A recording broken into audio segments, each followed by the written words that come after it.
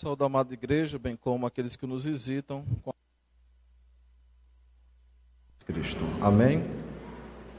Irmãos, no domingo passado nós olhamos para o capítulo de número 22 e vimos a conclusão aí de 10 capítulos, do 12 ao 22, a temática é o crescimento da fé de Abraão, de como ele, que é alguém que tem uma fé vacilante, é transformado aí pelo Senhor.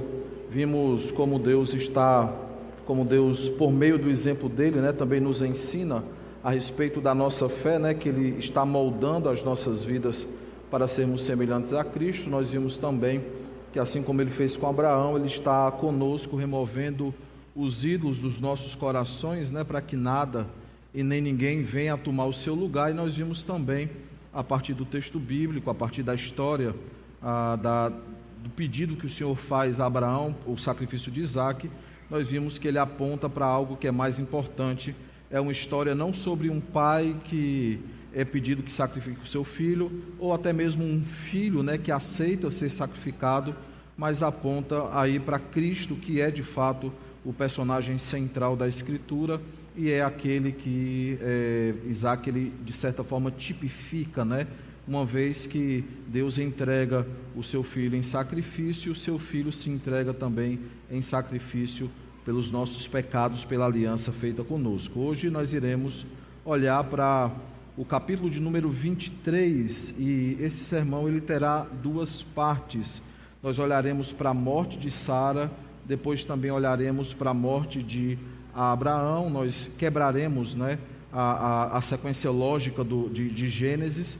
Depois nós retornaremos para Isaque, conforme eu irei explicar durante a noite. Abramos então em Gênesis, capítulo de número 23, nós leremos o capítulo todo, são 20 versículos, e aí estaremos fazendo essa leitura. Eu peço que aqueles que forem abrindo, fiquem de pé, coloquem-se de pé para a leitura da palavra do Senhor.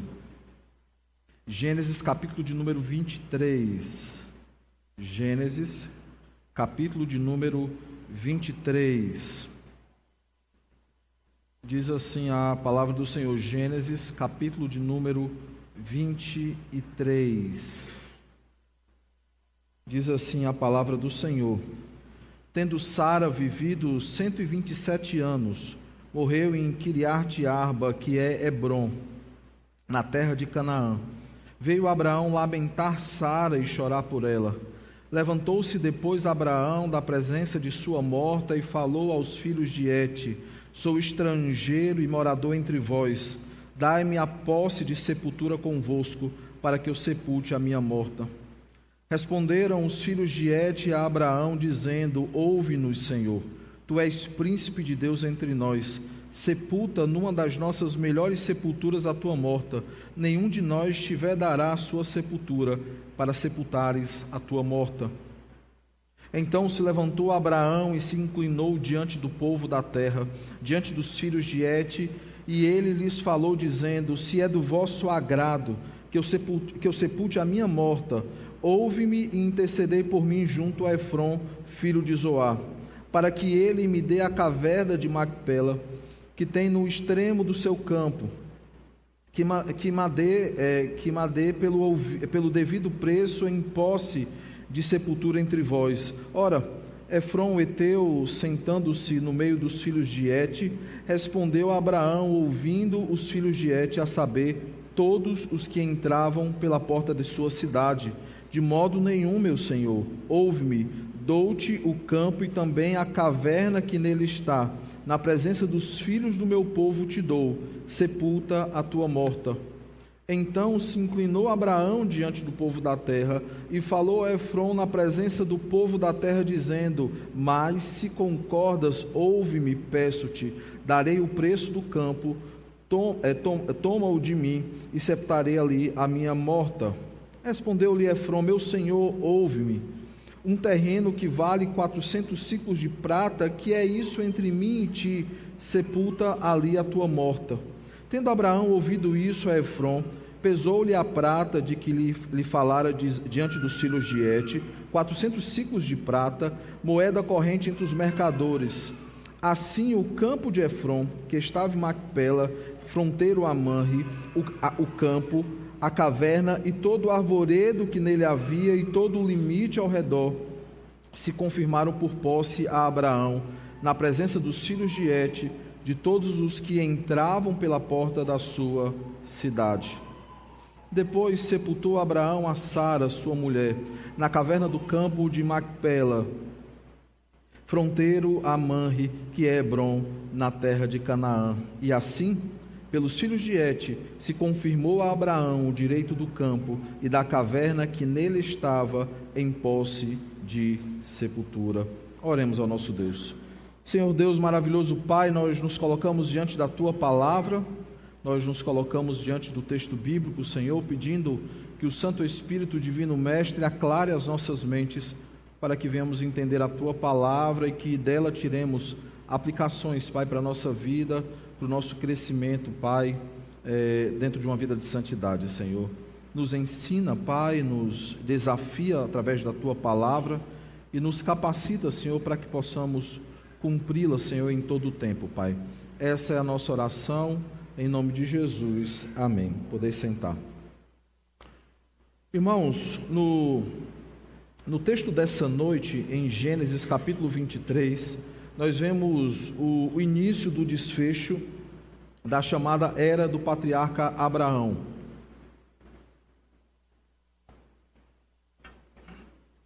Veremos aqui como Deus ele encerra uma era para iniciar outra. Na verdade, no capítulo de número 22, do verso de número 20 ao verso de número 24, nós já vimos rapidamente a história de Isaac ser introduzida. Em que sentido? O capítulo 22, do verso 20 ao 24, nos dirá que Abraão ele recebeu notícia a respeito da sua família.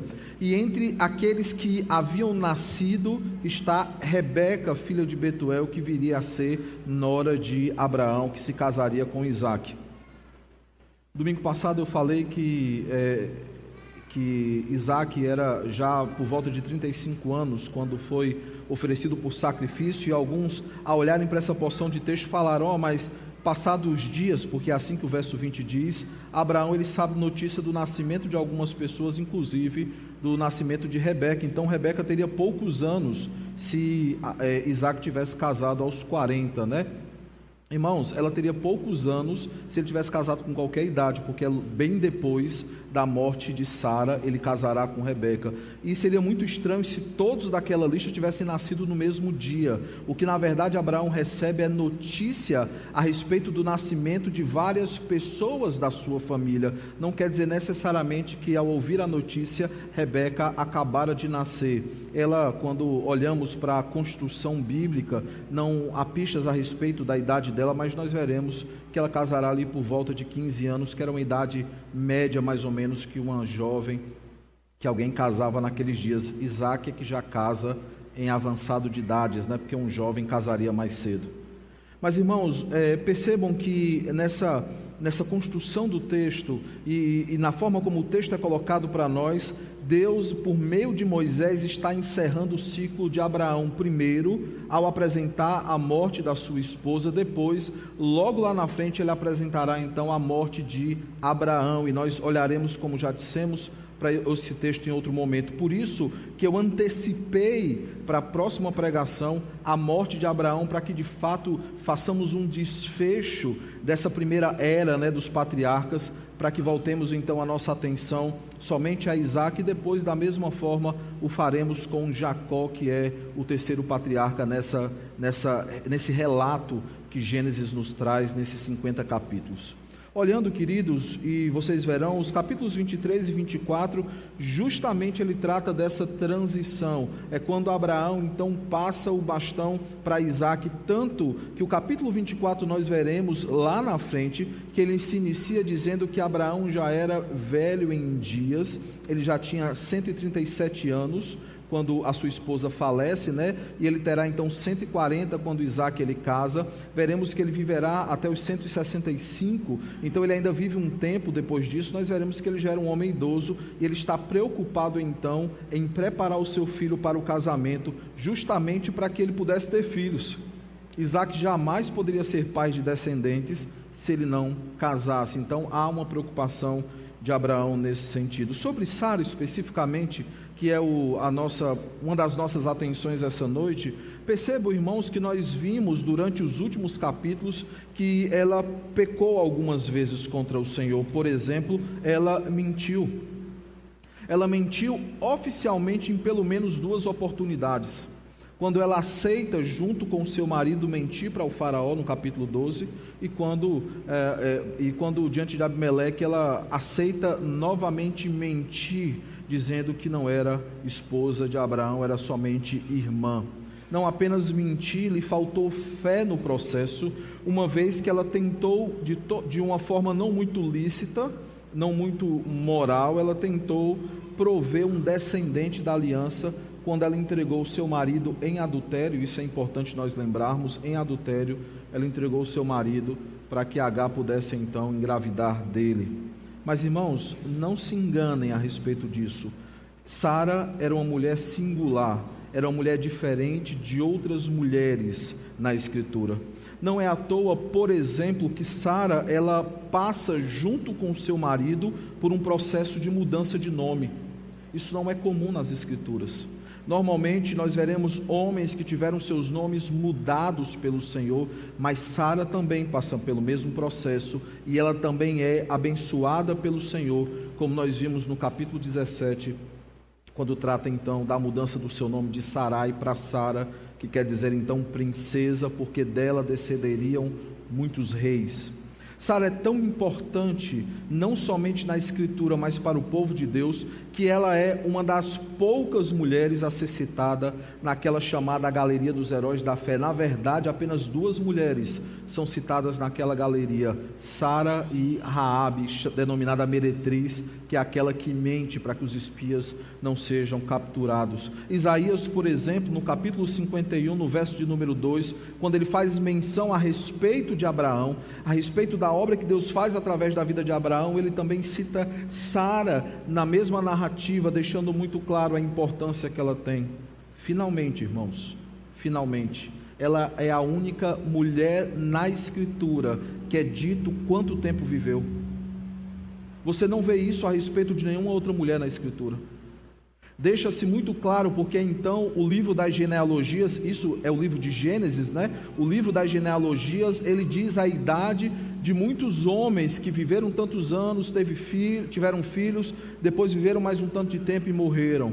Bem, Sara, como nós vimos aí no verso de número 1, é dito com quantos anos ela morreu, deixando bem claro a duração da vida dela. Por isso Moisés, ele registra a sua morte, porque ela é alguém, ela é uma mulher importante dentro da história do povo de Deus.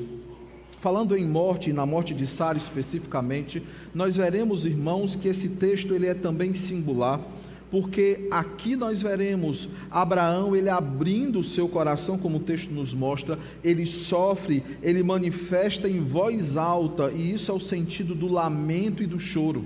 Por isso que há essa redundância, ele lamentou e chorou. O chorar aqui é em voz alta, é chorar publicamente, ele deixa explícito para todos que estão próximos a ele, o quanto a morte de Sara gerou uma dor em sua alma e no seu coração. Perceba, irmãos, que mesmo pecando, mesmo Abraão colocando em risco a honra da sua esposa, nós teremos aqui nessa passagem, de forma muito clara, como Abraão, ele amava a sua esposa. Como Abraão, ele tinha de fato um amor pela sua esposa. Como Abraão amava a companheira das suas peregrinações, aquela que desde o começo da sua vida acompanhou o seu marido por onde ele foi. A sua princesa, como o nome é traduzido, né, que nos momentos de solidão sempre esteve ao seu lado. Nos momentos difíceis, ela sempre foi um amparo constante para que ele não desanimasse, um local onde ele renovava as suas forças e tinha ali um alento de todas as dificuldades que ele passou, e ele tinha então um ânimo redobrado para prosseguir.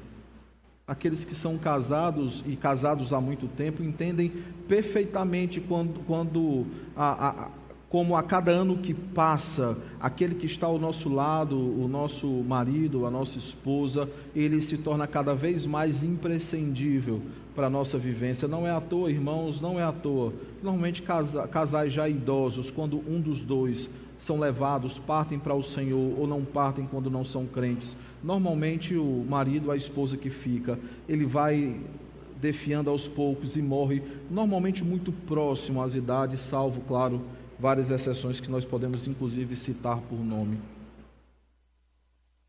Abraão, ele está profundamente desanimado, seu coração está pesado diante da morte de sua esposa, daquela que ele tanto amou. Mas, irmãos, o texto nos diz que ele não tem muito tempo para prantear ou para lamentar a morte de sua esposa.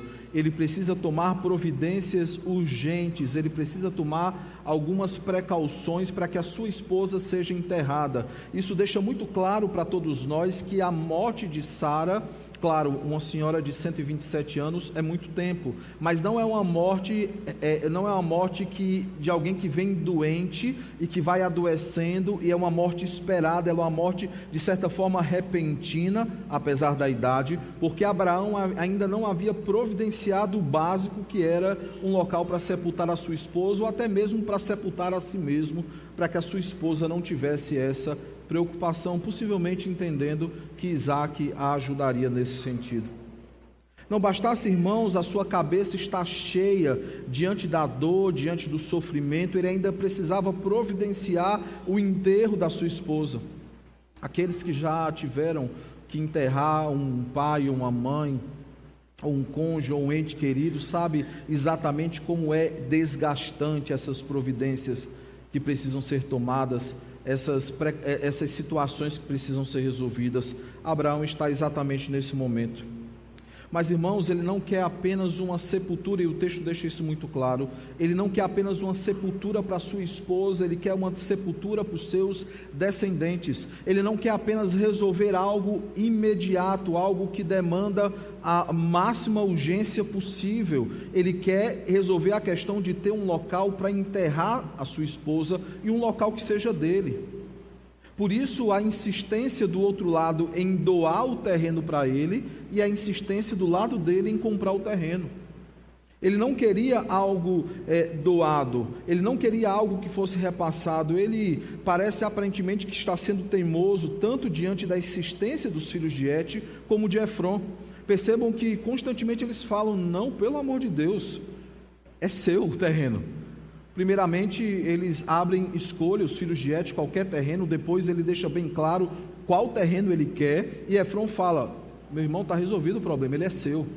E Abraão, ele não fica satisfeito com essa solução, não porque ele é teimoso, não porque ele é orgulhoso, mas porque ele era estrangeiro, e como estrangeiro, qualquer doação de boca era facilmente revogada.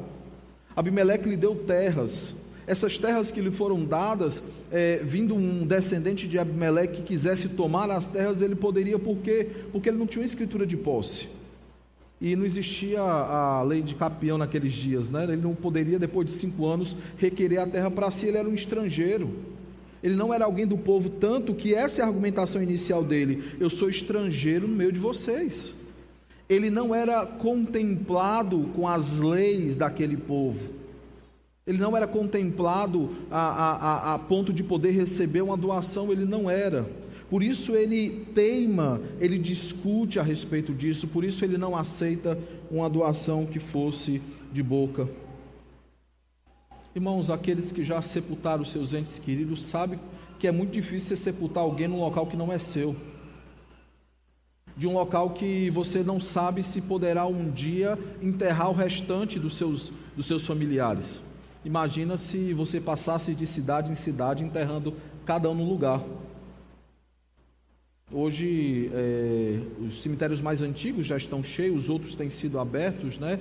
Mas os cemitérios mais antigos, os primeiros, tinham aqueles túmulos grandes, né? Com o nome das famílias, porque todos os familiares eram ali enterrados. Era comum que as pessoas nascessem, crescessem e morressem nas suas cidades. E Abraão, ele queria isso, ele queria um local onde ele pudesse saber exatamente onde a sua esposa estava enterrada. É interessante porque o pensamento que alguns estudiosos têm, que a preocupação de Abraão, além de outras coisas que nós iremos tratar, ela era muito simples. Ele queria não somente que a sua esposa fosse enterrada num canto, mas que ele fosse enterrado junto, na expectativa da ressurreição final, porque os dois seriam ressuscitados no mesmo lugar. Mas sem entrar nessa questão escatológica, a questão dele era muito prática. A questão dele, ele queria um local para chamar de seu, um local que não fosse apenas uma caverna, onde ele não teria fácil acesso. Ele compra a terra ao redor dessa caverna, para que ele pudesse facilmente entrar dentro lá, de onde é a sepultura da sua esposa. Como ele poderia, irmãos, desejar ser enterrado ao lado da sua esposa, como nós veremos no capítulo 25, do verso 7 ao verso 11, que é a próxima mensagem que nós teremos? Como ele podia fazer isso se a terra não fosse dele? Eu tenho um acordo, por exemplo, vamos dar um exemplo aqui com qualquer irmão aqui. Eu tenho um acordo, a palavrei. Aí esse irmão fica viúvo. Quando ele fica viúvo, eu apalavro com ele: pode enterrar sua esposa. Quando ele morre, eu tenho a palavra com quem? Abraão tinha essa preocupação. Tinha a preocupação que logo que ele morresse, aqueles que eram bondosos com ele tomassem a terra onde a sua esposa estava enterrada. Ele levava isso muito a sério. Era algo muito sério naqueles dias, tanto que José, se os irmãos lembrarem, faz esse pedido: Jacó faz esse pedido: enterre os meus ossos com os meus. E José também pede a mesma coisa: quando eles saíssem lá da terra, ele levasse os ossos dele, para que ele fosse enterrado no meio do seu povo.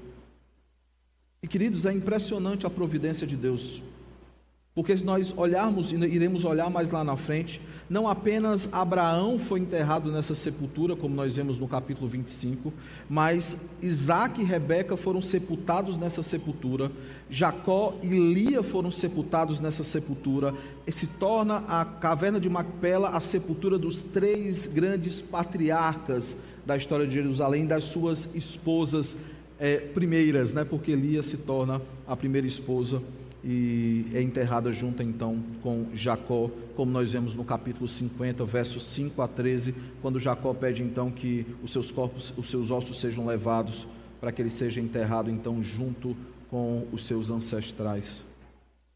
Por isso, irmãos, a formalidade de Abraão, quando ele se coloca diante dos homens, dos filhos de Et e também diante de Efron, e ele se inclina em terra diante daqueles homens. Ele está seguindo ali uma etiqueta de formalidade, e nós aprendemos que Abraão ele era extremamente formal no seu trato. Ele seguia plenamente a etiqueta daqueles dias. Lembrem, quando ele recebeu os anjos, como ele tratou os anjos, de acordo com a etiqueta daqueles dias, e agora também ele entende que ali é um compromisso formal. É por isso que ele fala diante de testemunhas.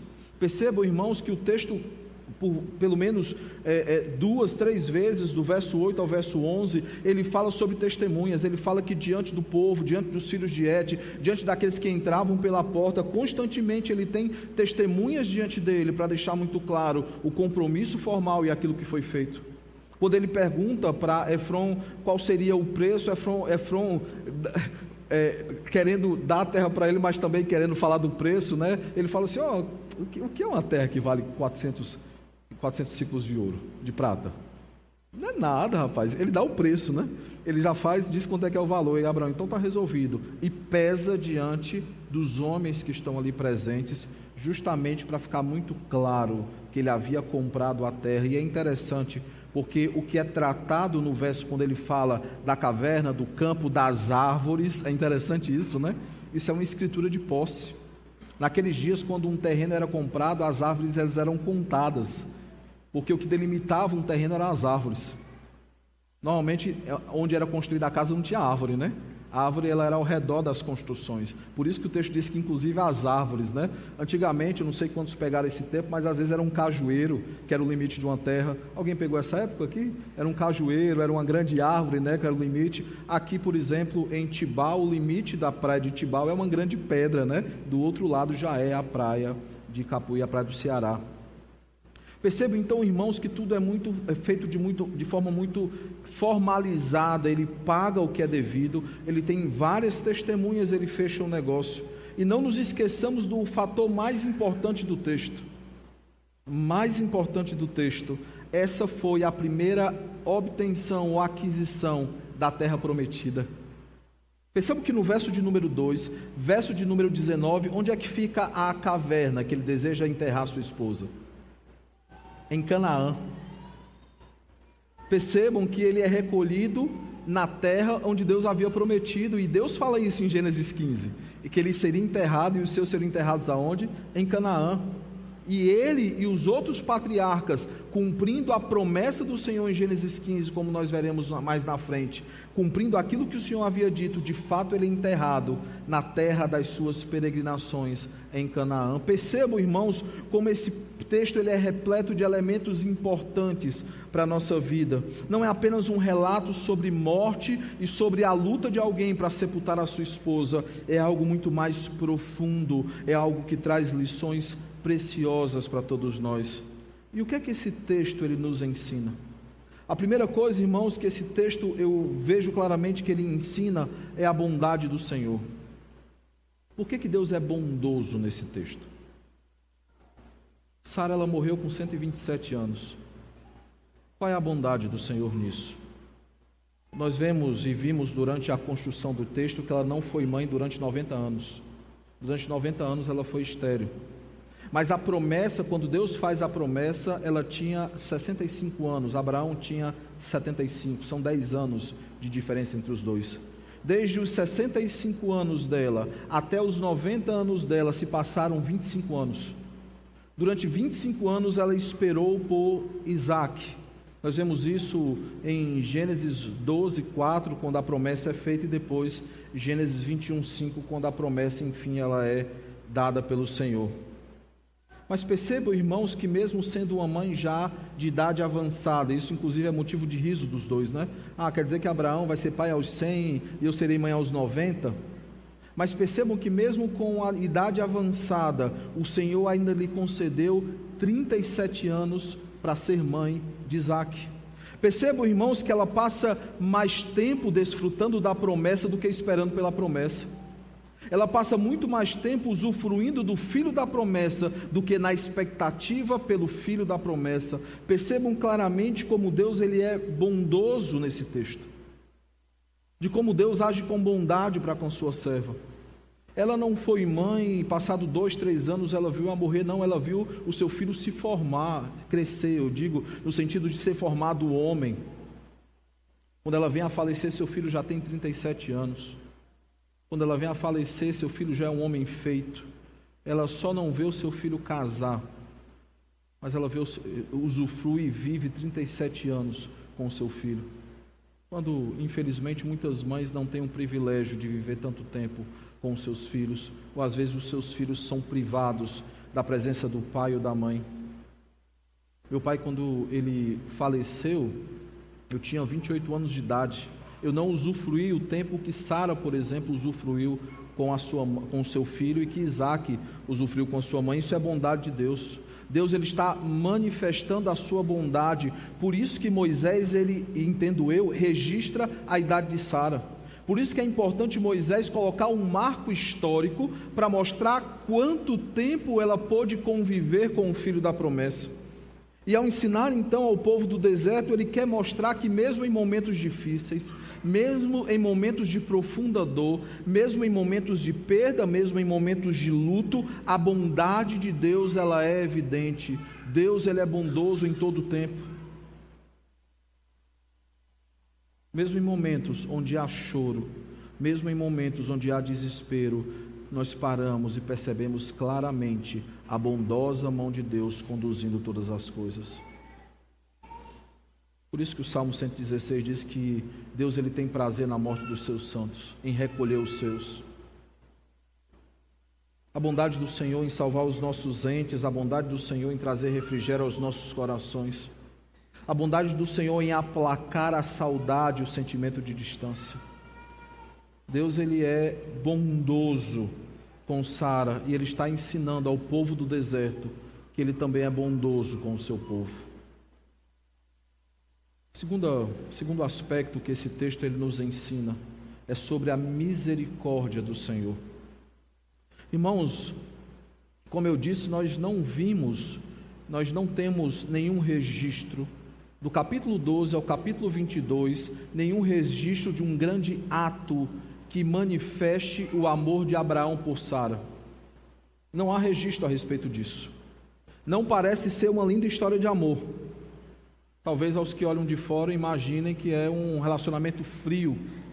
Talvez alguns imaginem, principalmente pelo fato dele entregar a sua esposa, 2 vezes pelo menos, e se deitar com outra mulher que não é a sua esposa. Ele vê aí alguém, talvez alguns imaginem que ele não era alguém que amava tanto a sua esposa como deveria. Eu mesmo, diante do que eu sinto por minha esposa, eu acho inadmissível alguém entregar a sua mulher por qualquer circunstância. Mas percebam, irmãos, o momento de profunda tristeza que Abraão passa no momento que a sua esposa morre. É no momento da morte de Sara que nós percebemos o quanto Abraão amava a sua esposa. Do quanto Abraão, ele de fato tinha um amor imenso por sua esposa. Mesmo em meio à sua imaturidade, quando ele toma as decisões que ele não deveria ter tomado. Mesmo enquanto a sua fé é vacilante, ele ama a sua esposa. Ele não abandona, por exemplo, a sua esposa para ficar com Agar. Mas mesmo subentendido, nós só temos agora, nesse momento, de fato, uma manifestação clara do amor de Abraão por sua esposa.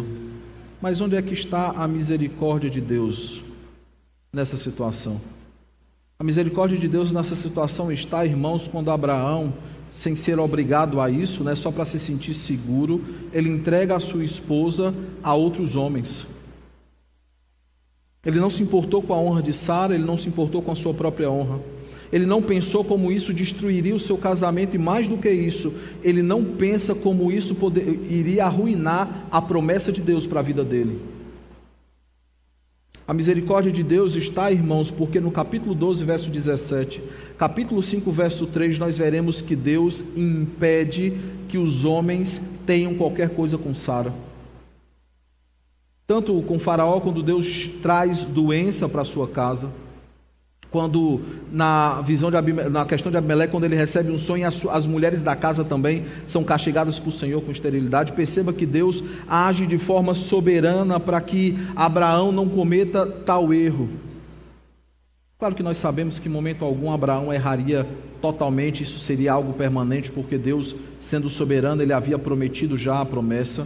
Mas perceba como Deus é misericordioso, não permitindo que tais pecados cometidos por Abraão fossem definitivos. Deus, ele entra na história decretando tudo conforme a sua vontade. Ele é misericordioso, ele impede que algo pior acontecesse.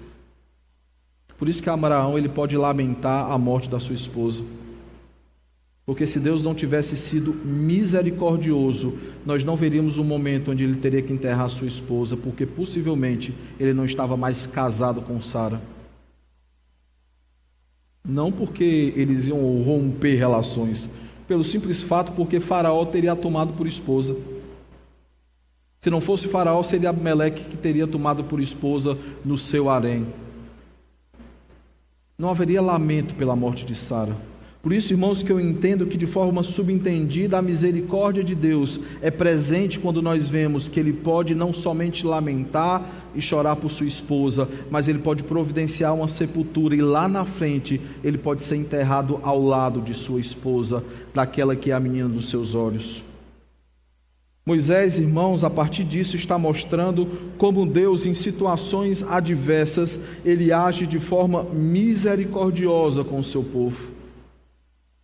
Ele age de forma misericordiosa quando o povo, mesmo sendo de dura servil, mesmo sendo inclinado para o mal, como nós vimos na passagem de hoje de manhã, Deus age com misericórdia e não nos trata segundo os nossos pecados. Deus age com misericórdia e não traz muitas vezes a justa retribuição daquilo que merecemos. Pelo contrário, ele conduz todas as coisas para guardar os nossos corações e guardar as nossas vidas. E muitas vezes nós inclusive reclamamos do Senhor quando ele faz isso. Reclamamos que ele não dá aquilo que nós queríamos, reclamamos que aquilo que esperávamos não aconteceu. Isso é Deus bondosa, graciosa, misericordiosamente, Deus conduzindo as nossas vidas para que não venhamos ser alcançados pelos males desse mundo e por situações de desconforto e profunda perda. Deus está ensinando ao seu povo sobre misericórdia através desse texto. A última coisa que nós veremos, irmãos, aqui é a fidelidade do Senhor.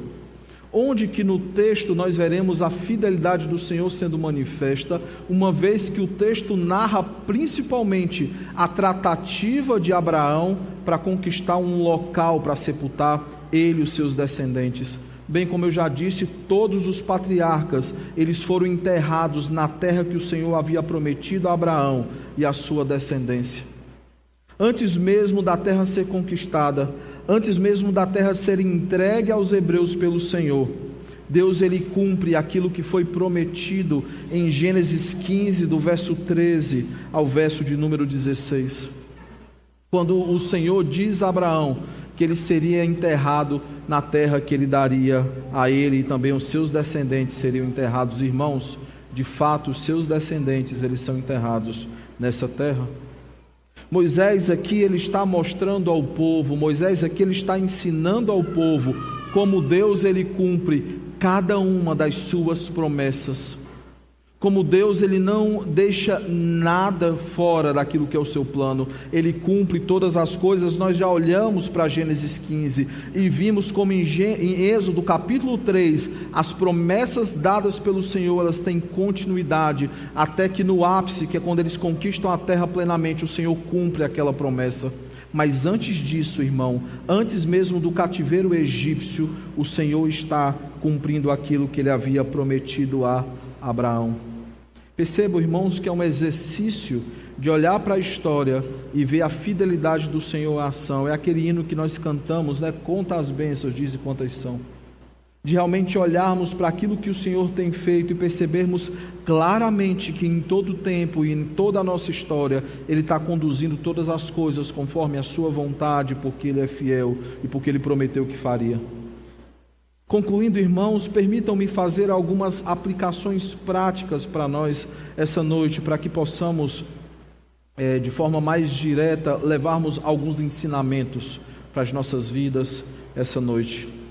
A primeira coisa que o texto ele nos ensina é que nós precisamos reconhecer que Deus ele é bondoso. Reconhecer que nós não temos, muitas vezes, sido suficientemente gratos ao Senhor diante daquilo que Ele tem feito.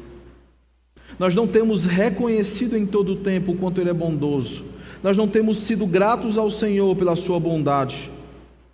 Salmo de número 92, verso de número 2, quando ele está tratando a respeito da misericórdia e da fidelidade do Senhor, ele diz que de manhã ele quer agradecer ao Senhor, manifestar louvor diante da misericórdia do Senhor, que foi mais uma vez renovada, e ao final do dia, ele quer proclamar a fidelidade de Deus que o guardou durante todo o dia. Como nós vimos em Lamentações, capítulo de número 3, né? Ali quando ele diz, quero trazer à memória o que pode me dar esperança, as misericórdias do Senhor são a causa de não sermos consumidos, elas não têm fim, renovam-se a cada manhã, grande é a sua bondade. Deus ele é muito bondoso com as nossas vidas e falta-nos, irmãos, falta-nos gratidão diante do Senhor. A morte de Cristo é suficiente para manifestar a sua bondade, e Ele não precisava fazer mais nada para que fosse digno do nosso louvor e da nossa adoração, mas a sua bondosa e poderosa mão continua conduzindo as nossas vidas, continua sustentando as nossas vidas, dando-nos o que é necessário. Mas muitas vezes nós só reclamamos, assim como o povo no deserto, que o bondoso Deus constantemente dava aquilo que eles precisavam, eles só reclamavam.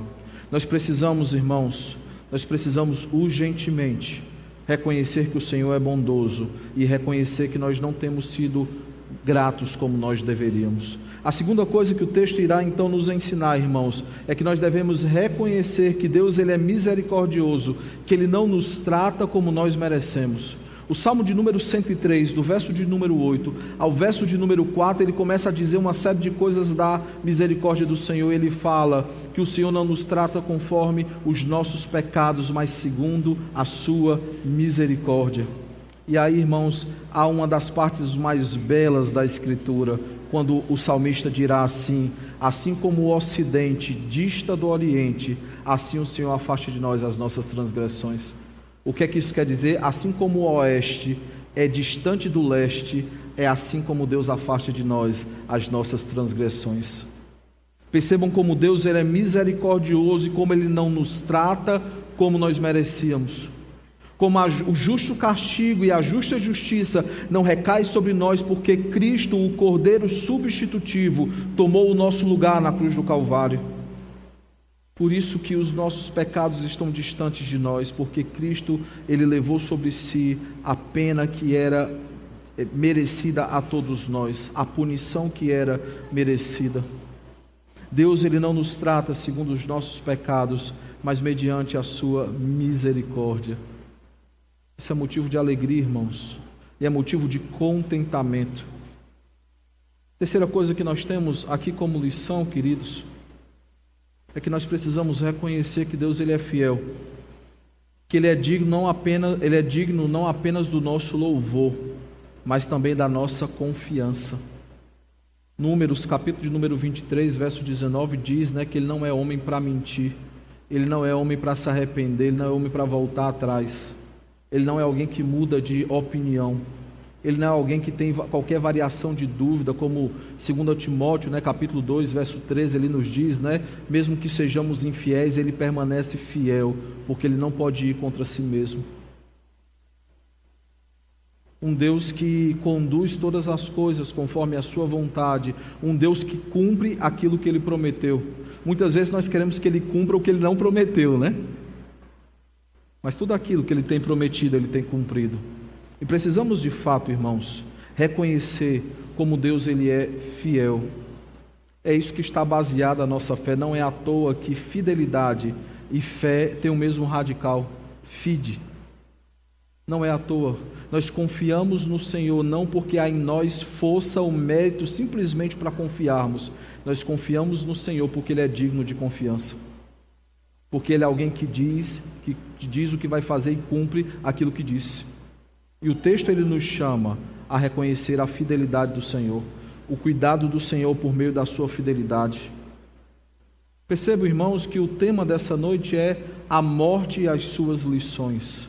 E de fato a morte de Sara e todo o contexto, o desenrolar daquilo que acontece após a sua morte e elementos que ocorrem antes da sua morte, ele de fato nos ensina muitas lições, que verdadeiramente, irmãos, reconheçamos que Deus ele é bondoso, que reconheçamos que Deus ele é misericordioso, que reconheçamos que Deus ele é fiel, que de fato descansemos na bondosa, poderosa, misericordiosa e fiel mão do Senhor, que conduz as nossas vidas conforme a sua vontade. É difícil, irmãos, passarmos por algumas situações. Sim, é muito difícil, mas que não percamos de vista a bondade, a misericórdia e a fidelidade do nosso Deus. Fiquemos de